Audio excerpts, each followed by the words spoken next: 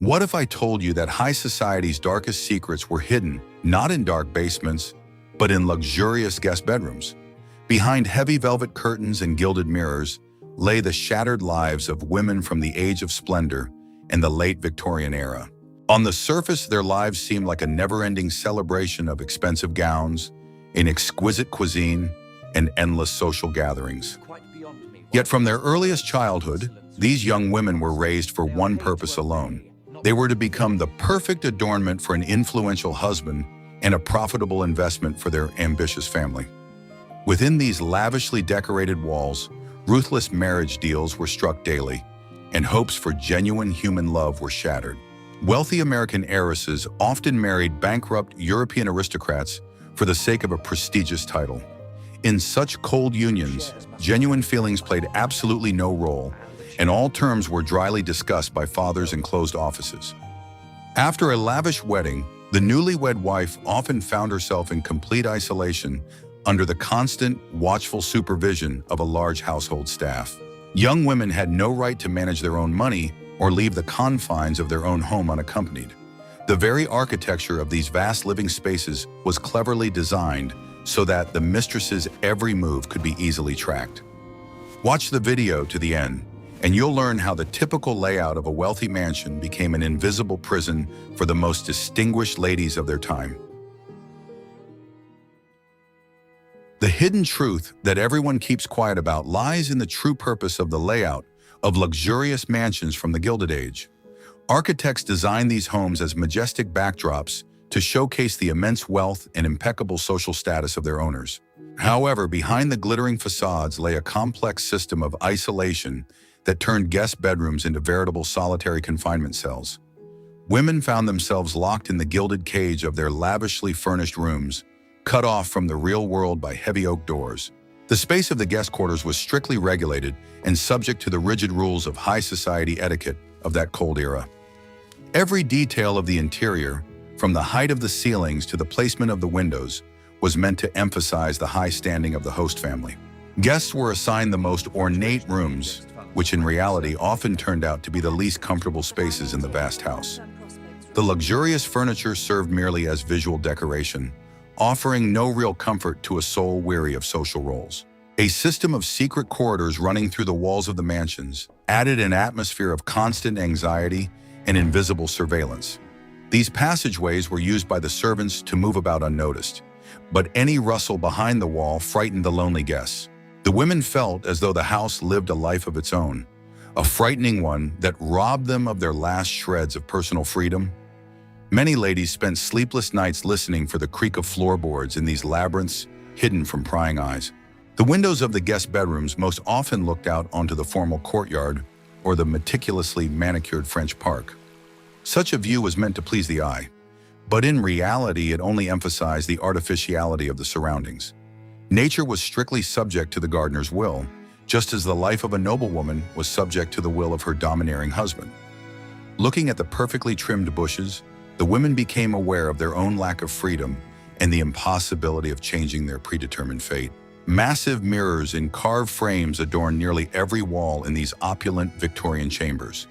They reflected the candlelight many times over, yet mercilessly captured the slightest changes in the appearance of the weary guests. For a woman of that era, the loss of freshness meant the loss of social status and influence in high society. Therefore, mirrors became not merely interior objects, but stern judges, passing daily judgment on fading youth. The cold of the marble fireplaces symbolized the general emotional alienation that reigned in these beautiful guest bedrooms. Fires were lit extremely rarely, so as not to ruin the expensive wallpaper and unique works of art on the walls with soot. Physical discomfort was compounded by the chill of loneliness, from which neither expensive shawls nor hot tea could save them. The women wrapped themselves in furs, trying to warm, not so much their chilled shoulders as their souls, frozen in captivity.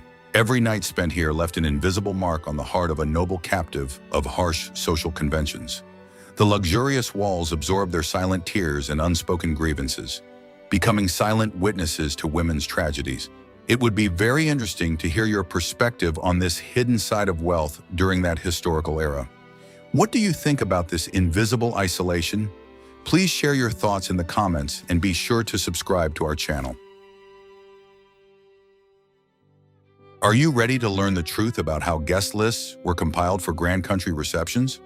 This process resembled a complex chess game where living people played the roles of pawns in the hands of calculating hostesses. An invitation to a particular mansion served as the ultimate marker of social success or a sign of imminent downfall in the eyes of society. Women waited with bated breath for envelopes bearing wax seals, knowing that their reputation depended entirely on this. Often, young and wealthy heiresses were housed in rooms adjacent to the quarters of potential and financially advantageous suitors. This was done intentionally to create the illusion of chance encounters in the hallways and to nudge the young people toward a speedy marriage. In such situations, the young woman was deprived of the right to choose, becoming the object of a carefully planned hunt for her substantial dowry. Her fate was decided over a cup of morning tea in the hostess's study, while the victim of these intrigues remained in her own bedroom. Women who found themselves in such an unpleasant situation felt deep shame and tried to leave their chambers as rarely as possible. They spent long days in solitude, avoiding the mocking glances of their more fortunate rivals on the social ladder. Intrigues were skillfully woven not only around marriages but also around the destruction of unwanted and dangerous romantic liaisons. Experienced hostesses deliberately housed lovers at opposite ends of the vast mansion, making secret meetings impossible. Every step the guests took was watched by dozens of eyes belonging to trained servants, ready to report any violation of the rules to the hosts. Love under such conditions was doomed to deep suffering, turning a visit into a refined form of emotional torture. The silence of the mansion at night was broken only by the muffled footsteps of servants carrying the latest scandalous news through the corridors. This news often concerned the fates of women, whose reputations could be ruined forever by the slightest carelessness. In an atmosphere of universal mistrust and envious gossip, the guest bedroom seemed not like a refuge, but rather like solitary confinement cells awaiting a verdict. Any careless words spoken behind closed doors could miraculously become the talk of all high society. The price of such grand hospitality was measured not in money, but in the shattered lives and trampled hopes of countless women. Every country gathering left behind a long trail of invisible tragedies, carefully concealed behind polite smiles. But how exactly did the interior decor of these rooms come to reflect this deep and unbearable emotional void? Watch the video until the next chapter to discover what dark secrets the heavy drapes held. What you have never seen lies hidden in the secret psychological meaning of luxurious Victorian interiors. Every detail of the guest bedroom's furnishings was designed not only to delight, but also to morally subdue the personality of the person staying there. The abundance of massive carved wood and heavy fabrics created the illusion of unshakable stability and the eternal power of masculine traditions. In such an environment, a woman would quickly begin to feel like an insignificant speck of dust in the face of society's age-old foundations.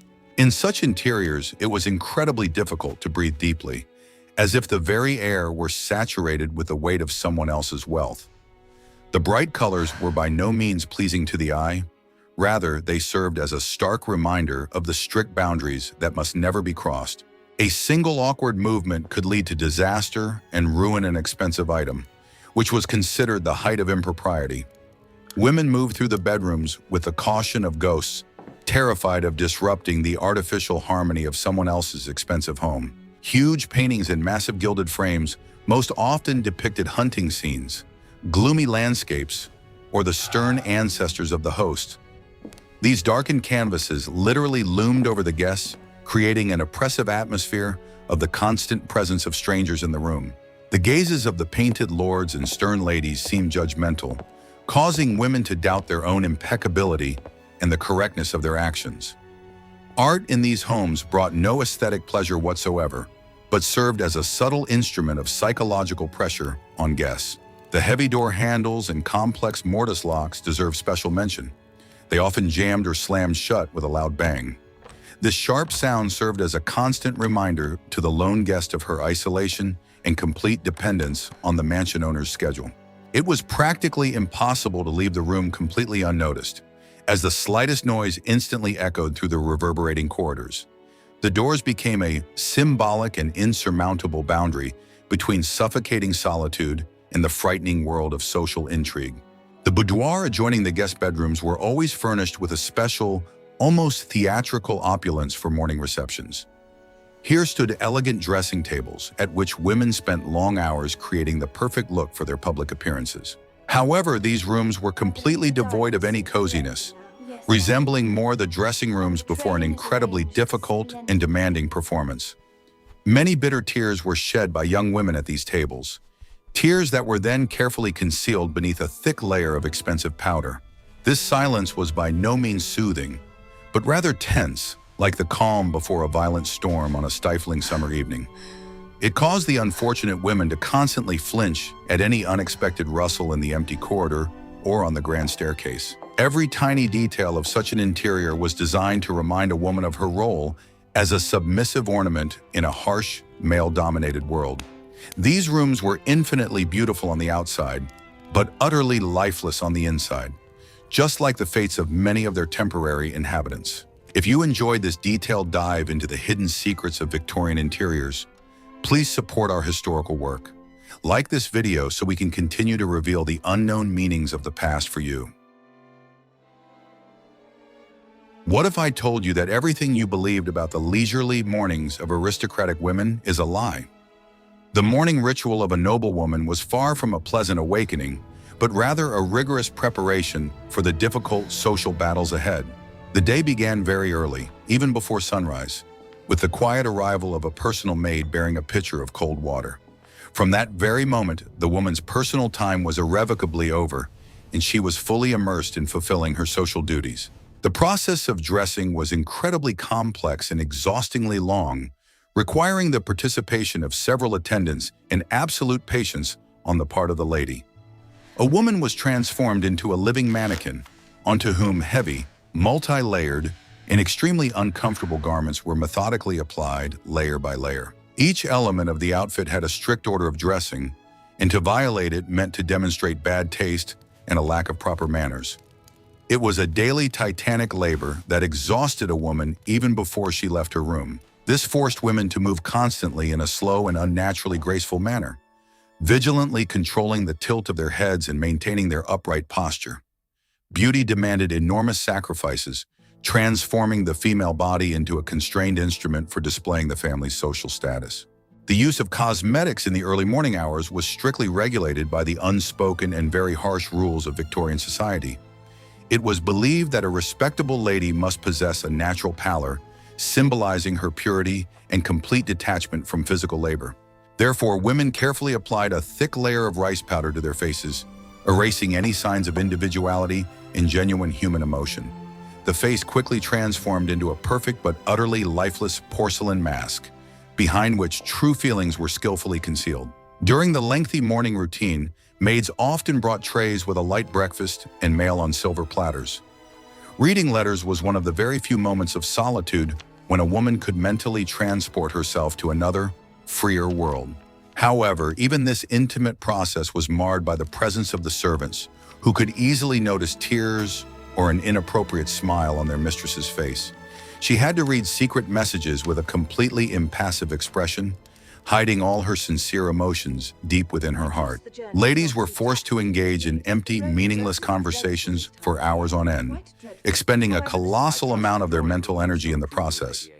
This imposed intellectual emptiness was one of the most grueling trials for educated, thinking women of that difficult era. The entire exhausting morning routine was devoted to a single main goal: to project the perfect image of a carefree and affluent upper-class life. Women served merely as beautiful props in this endless spectacle of wealth, completely deprived of the right to their own desires and weaknesses. Their lives passed drearily in an endless succession of costume changes and fake smiles, behind which lay a deep and hopeless inner loneliness. A morning in a luxurious country mansion did not bring the joy of a new day, but merely set in motion another cycle of meaningless social obligations. The end of the morning ritual meant only a smooth transition to the next stage of social trials, no less tedious and deceitful. The masks were firmly in place, the roles long since assigned, and the grand spectacle known as high society life continued without pause. But what exactly happened when the time came for afternoon tea and obligatory social visits? You'll find out in the next chapter. The afternoon hours in vast country mansions always seemed endless, filled with lingering boredom and strictly regimented activities for distinguished guests. The women would typically gather in bright drawing rooms or on terraces, diligently feigning an interest in embroidery, poetry reading, or quiet music. In reality, this tedious time was entirely devoted to subtle intrigues, hidden rivalries, and the carefully veiled exchange of useful gossip. Every word casually dropped carried immense hidden weight and could radically influence someone's future fate. The tradition of afternoon tea quickly became an integral part of this complex social ritual, bringing together the hosts and their numerous guests. Behind the delicate porcelain cups and heavy silver teapots, veritable verbal battles unfolded, artfully concealed behind impeccable politeness and smiles. The ladies were masters of the art of the subtle hint, capable of delivering a painful blow to a rival in such a way that those around them would not notice the slightest breach of propriety. This hidden and constant aggression created an incredibly toxic atmosphere from which it was absolutely impossible to escape, even within the vast house. The young women were forced to sit motionless for hours, terrified of saying a single wrong word and ruining the carefully crafted image of the submissive bride. They constantly felt like merchandise on display, whose final value depended entirely on the opinion of cold and calculating judges. For older women, the afternoon was always a time for actively showcasing their social achievements and the immense wealth of their husbands. They openly boasted of new unique jewelry, their children's successes, and advantageous connections, doing their utmost to outdo one another in this competition. If the weather permitted, the entire company would move smoothly into the well-tended gardens for leisurely strolls along the mansion's perfect gravel paths. These walks were also always strictly formalized. Couples and groups were formed by the hostess in exact accordance with her secret plans. During these tedious hours, the men usually withdrew to the smoking rooms or libraries, leaving the women alone with their endless intrigues. This strict separation of the sexes further emphasized the isolation of the women's world, where the main interests in life were considered to be only dresses, gossip, and marriages. Returning to the guest bedrooms after these daytime entertainments brought only a very brief respite before the start of the evening, the most grueling part of the program. Once finally behind closed doors, the ladies, completely exhausted, collapsed into armchairs, allowing themselves a few minutes to ease the tension. Solitude in the bedroom was the only luxury that could not be measured in vast sums of money in these wealthy and soulless homes. Here, a weary woman could wipe the forced smile from her face and allow herself to be simply an incredibly disappointed person. She would gaze for a long time into the cold mirror and see there not a dazzling socialite, but merely a hostage to her own ambitions. These precious moments of honesty with herself were extremely rare, but it was precisely they that allowed her to preserve the last remnants of her sanity. Soon the maid was knocking on the heavy door again, reminding her of the need to immediately begin the long process of changing for the dinner party. Her brief respite was mercilessly coming to an end, and the wheel of social obligations was beginning its next turn, leaving no time for weakness or self-pity. The woman gathered all her willpower, suppressing heavy, depressive thoughts, and preparing once more for the new social battles of the coming evening. The golden cage slammed shut again, leaving not the slightest chance for a saving escape into a normal human life. The day drew to a close very slowly, casting the tall windows of the guest bedrooms in anxious and melancholic crimson hues. Ahead lay an incredibly long night, filled with the bright light of candelabras, loud music, and new, unseen trials for the female soul. The women emerged from their chambers once more, absolutely ready to dazzle and enchant, skillfully concealing the emptiness of their broken hearts behind diamonds. This endless cycle stubbornly repeated itself day after day, turning their lives into one long, richly adorned mirage. What happened behind the closed doors of the guest bedrooms before the ball began always remained a mystery to the admiring public. The process of preparing for the evening celebration was a true climax of unbearable emotional tension for every woman of the age of splendor. The bedroom quickly turned into a bustling workshop where several experienced maids worked tirelessly to create the perfect look. The air was instantly filled with the sense of expensive perfumes, hot hair curlers, and the mounting nervousness of the upcoming important social event. Putting on an evening gown required incredible composure from a lady, as the multi-layered designs completely deprived her of even the slightest freedom of movement. Thick silks, heavy, expensive velvet, and an abundance of decorative elements transformed the outfit into a kind of rigid shell, constricting the body like armor. A woman had to learn to move with incredible grace in this splendor, without letting those around her see how difficult it actually was for her to breathe. Every fleeting movement was strictly controlled so as not to crease the fabric or accidentally ruin the carefully calibrated silhouette of the expensive gown. Evening makeup was much bolder than daytime makeup, so that delicate facial features would not be lost in the glow of hundreds of bright gas lamps. Yet it still served faithfully as a thick mask, designed to reliably conceal extreme fatigue, age, and true emotions beneath a layer of rouge. Her eyes had to sparkle continuously with genuine joy, even if impenetrable darkness and a deep, silent despair reigned in her soul. The mirror in the guest bedroom impartially reflected this eerie transformation of a living person into a perfect porcelain doll for a society ball. During these long hours of pre-ball bustle, women very often experienced acute bouts of panic and deep inner loneliness. They understood perfectly well that at the ball, they would be harshly judged, discussed, and compared to other, younger, and wealthier rivals. The fear of committing a ridiculous blunder, saying the wrong word, or accidentally dropping a fan stifled their will and completely robbed them of the ability to sincerely enjoy the celebration. The ball was by no means a joyful diversion, but rather grueling work, the outcome of which directly determined a woman's standing in the ruthless upper crust. For many married ladies, the grand ball was often the only opportunity to secretly meet those they truly loved. However, these brief encounters were limited to fleeting glances across the crowded hall or a chance touch of hands during a dance. The slightest misstep could instantly ruin a woman's reputation, so they lived in constant, primal fear of having their true feelings exposed. Their eyes desperately scanned the crowd for a familiar silhouette, while their lips mechanically recited long memorized social pleasantries to those around them. When all the tedious preparations were finally complete, the guest cast one last, extremely critical glance at her reflection in the tall mirror. She meticulously checked every fold of her dress, every curl, and every clasp on her noble family's heavy diamond necklace. The ball usually lasted until the early hours of the morning, mercilessly draining the women of their last reserves of emotional and physical strength. They obediently danced, smiled, and wove intrigues, playing their roles perfectly in this grand and ruthless historical spectacle. But how did they secretly communicate with the outside world while trapped in this gilded isolation of luxurious country estates? In the next chapter, we will uncover the dark secrets of clandestine correspondence and confidences entrusted only to paper.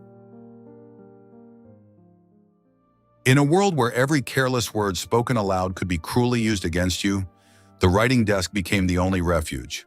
Small, elegant secretaries standing in the far corners of guest bedrooms held more secrets than the most secure bank vaults. It was here, by the dim light of a solitary candle, that women could afford the rarest luxury of sincerity, pouring their true emotions onto the paper. Letters were always a delicate, almost invisible thread, firmly binding the noble captive to the real world beyond the high wrought iron gates. The process of writing a secret letter was akin to a sacred ritual, requiring absolute silence and complete confidence in one's own safety from prying eyes. The women wrote incredibly quickly, glancing nervously at the door and listening for every rustle in the long, dark corridors of the mansion. Hidden within these hastily written lines were bitter complaints about the cruelty of their husbands, deep sorrow over unrequited love, and fear of an inevitable future. The paper endured absolutely everything, meekly absorbing the searing tears of despair and ink filled with emotional pain hidden from society. Delivering such intimate messages was always an extremely difficult task, fraught with enormous risk to the sender's fragile reputation. Entrusting a letter to the mansion's official mail service meant subjecting it to inevitable scrutiny by vigilant masters or omnipresent servants. Therefore, the ladies resorted to clever tricks, secretly passing notes through trusted maids or hiding them in prearranged places. A single misstep by the courier could ruin a woman's life in an instant, forever tarnishing her good name in high society. Receiving the long-awaited reply was always a truly momentous occasion, bringing a spark of genuine joy to the guest's monotonous life. As she opened the envelope in the dim light of her bedroom, the woman felt an incredible thrill, as if she were touching the forbidden and sweet fruit of freedom. These precious letters were reread dozens of times until the paper wore thin and the cherished words were etched into her memory forever. They were the only proof that somewhere far away there existed a person who understood and accepted her for who she truly was. Personal diaries were another important form of the secret life led by the inhabitants of these luxurious Victorian chambers. They described in detail not only the mundane events of the day, but also the most subtle emotional experiences, doubts, and hidden girlish dreams. The diary quickly became a silent, loyal friend who would never betray, condemn, or use what was said against you. Entries were very often written in code or in foreign dialects, so that, in the event of a sudden discovery, no one could read the truth. The destruction of compromising correspondence was always the most tragic and difficult moment in this secret and perilous paper life. Before leaving the mansion, or in the event of a sudden threat of exposure, the unfortunate women were forced to burn their precious letters in the fireplaces. The distinctive smell of burning paper very often hung in the air of the guest bedrooms, mingling strangely with the sense of expensive French perfumes and powder. This smell was a peculiar, somber symbol of severed ties, failed escapes, and doomed resignation to their unfortunate feminine fate. In a world without telephones or the internet, a simple letter wielded immense power over the fates and minds of high society. A single careless word, forever etched on paper, could easily provoke a duel, destroy a long-standing marriage, or deprive someone of a rich inheritance. Women understood this power perfectly and used correspondence as their primary and often their only available weapon. In the sanctuary of their bedrooms, they decided fates, wove cunning intrigues, and fought desperately for their place under the cold social sun. The writing desk in the dark corner of the room remained a completely silent witness to these hidden storms that constantly raged in women's hearts. It forever remembered trembling hands, drops of hot wax on polished wood, and the quiet whisper of forbidden lines memorized by heart. The secret life stubbornly continued, safely hidden from prying eyes behind a facade of impeccable manners and expensive silk gowns. No one in high society even suspected what intense passions were boiling in the souls of these perfect porcelain dolls. In every story about the dark secrets of guest bedrooms, the figure of a personal maid is invisibly present, the silent keeper of others' secrets. These women always remained in the shadow of their dazzling mistresses, meekly performing the hardest and most intimate work in the mansion. They knew absolutely everything about their mistresses, from carefully concealed physical flaws to the most destructive emotional outbursts. Their eternal silence was the main condition for survival in the harsh world of domestic service, where a single unnecessary word instantly meant dismissal.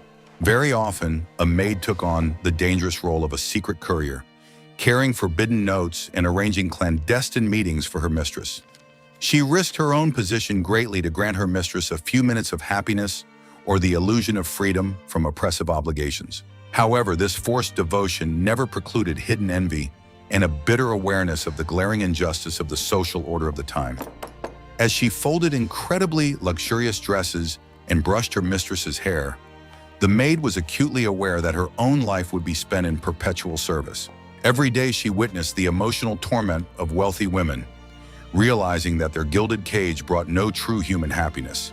This knowledge made her far wiser, but did nothing to relieve the burden of her own powerless and invisible existence. Sometimes the maid's silence became a very powerful tool of blackmail in the hands of unscrupulous people desperately seeking to profit from others' sins.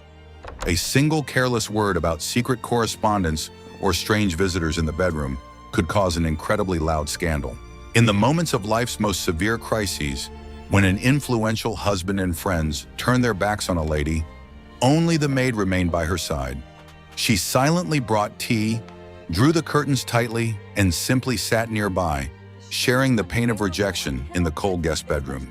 This silent support was a true lifeline in the vast ocean of hypocrisy and indifference that reigned supreme in aristocratic circles. In such moments, all conventions faded away, and in the vast house there remained only two infinitely lonely women supporting one another.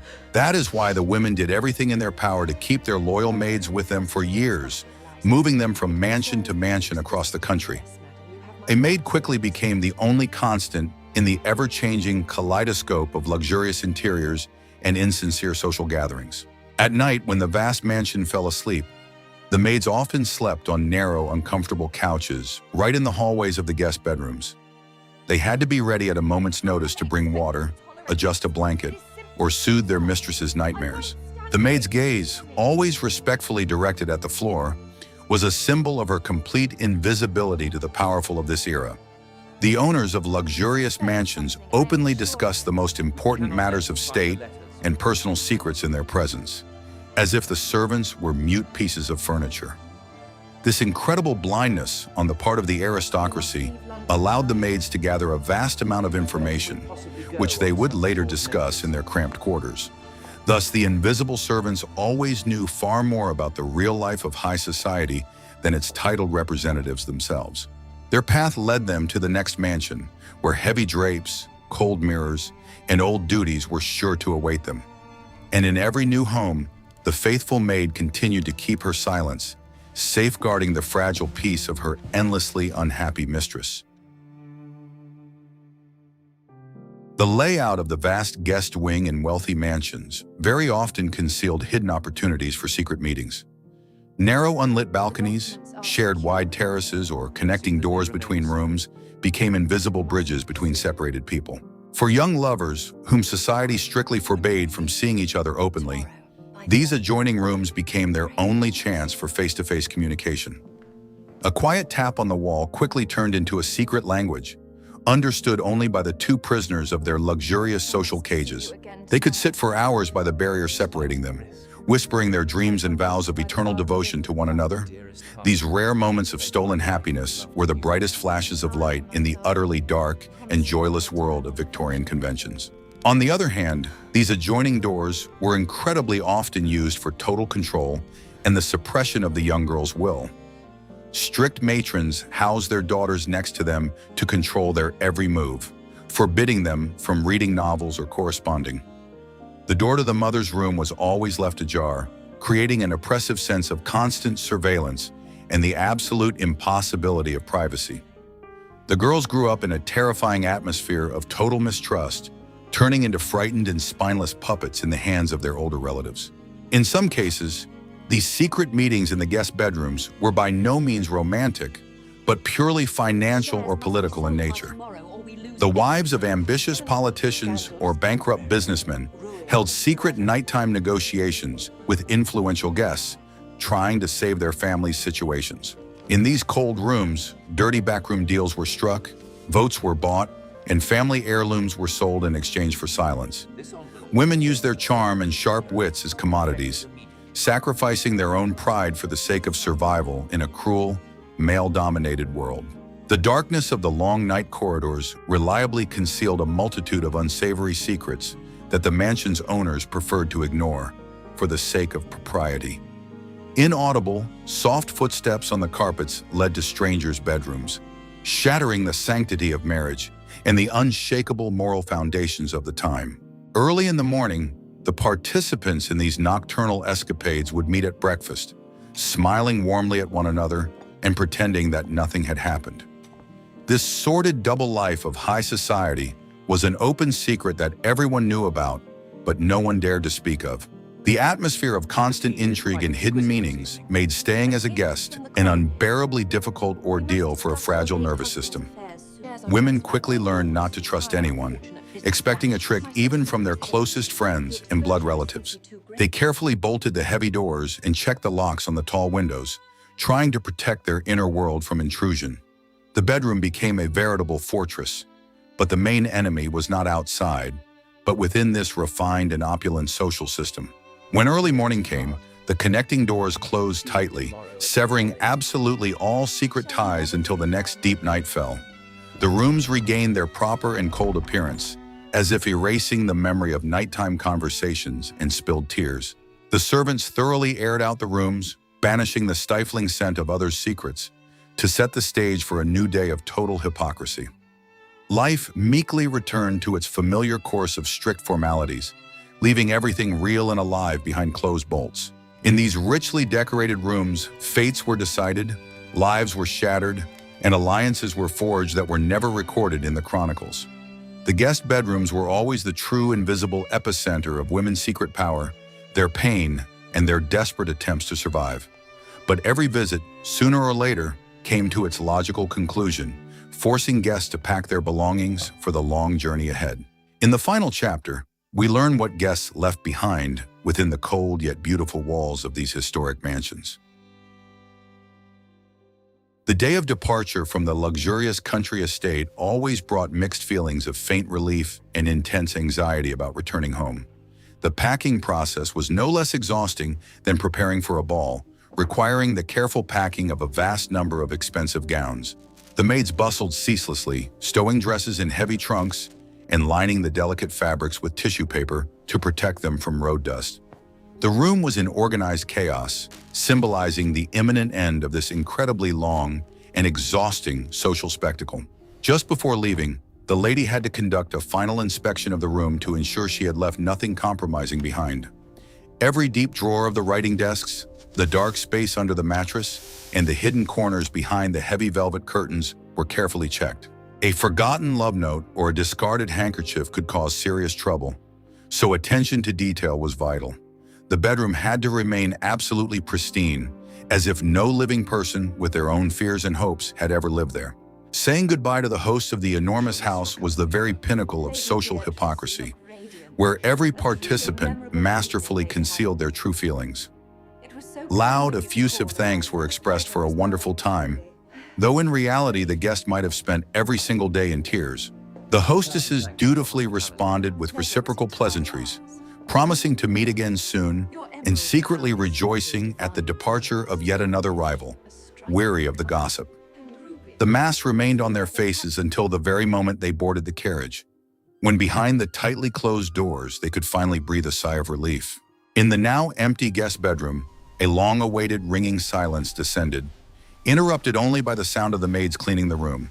They methodically and ruthlessly erased every trace of the recent occupant's stay. They changed the bed linens, aired out the room, and swept away the ashes. The room was stripped of its individuality, rapidly returning to its original, cold and lifeless state as a luxurious museum exhibit.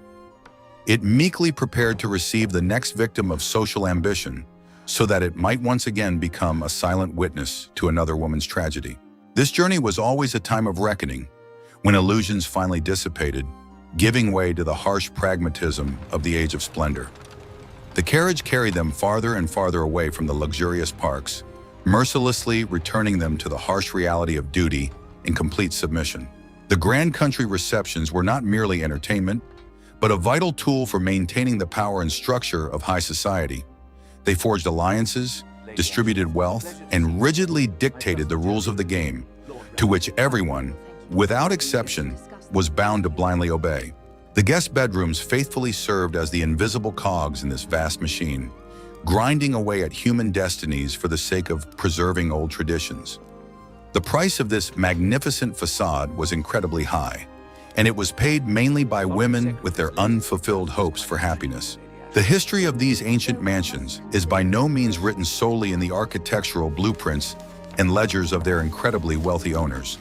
It has become deeply ingrained in the walls of the guest rooms, in the tarnished mirrors, and in the heavy velvet canopies faded by time. If these silent objects could speak, they would tell thousands of stories of shattered youth and bitter loneliness. But they remain eternally silent, guarding the secrets of those who long ago left this world, leaving behind only a faint shadow of memories. Today, enthusiastic tourists wander through these rooms, marveling at the craftsmanship of the cabinet makers and the incredible opulence of the antique interiors. They see only the dazzling external beauty without giving a thought to the invisible psychological hell that lay hidden behind these facades. Luxury blinds us, making us forget that the true value of human life is measured not in gold, but in freedom and sincere feelings. And this absolute freedom was the one and only luxury, inaccessible even to the wealthiest inhabitants of these magnificent palaces. Every bedroom abandoned forever is a logically complete chapter in the vast book of human suffering, carefully hidden beneath the cover of prosperity. The mansions stand as unshakable monuments to an era where impeccable form always prevailed over substance, and status was more important than emotions. They constantly remind us that a gilded cage, no matter how spacious, remains forever a place of imprisonment. And the memory of these unseen women's tears must live on so that we can truly appreciate the right to be ourselves in the modern world. What other secrets do you think the walls of those old mansions from that controversial historical period hid? Suggest topics in the comments for future videos that you'd like to see in our in-depth analysis. We're ready to explore the most mysterious pages of the past, guided by your deep interests and wishes. Be sure to subscribe to the channel so you don't miss our new historical investigations and immersions into the atmosphere of bygone centuries.